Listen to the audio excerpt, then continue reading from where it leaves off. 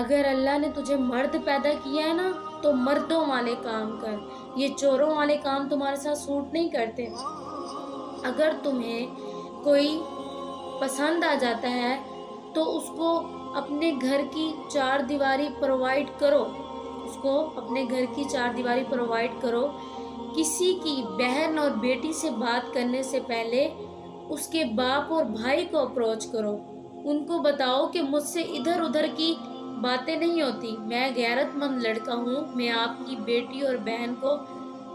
ہر چیز پرووائڈ کروں گا، میں اس کو خوش رکھنے کی صلاحیت رکھتا ہوں۔ سب سے پہلے تو اپنا تعلق اپنے رب سے مضبوط رکھ، اس کے بعد اپنے اندر اپنے دل میں نبی کریم صلی اللہ علیہ وآلہ وسلم کے احکامات کو ڈال،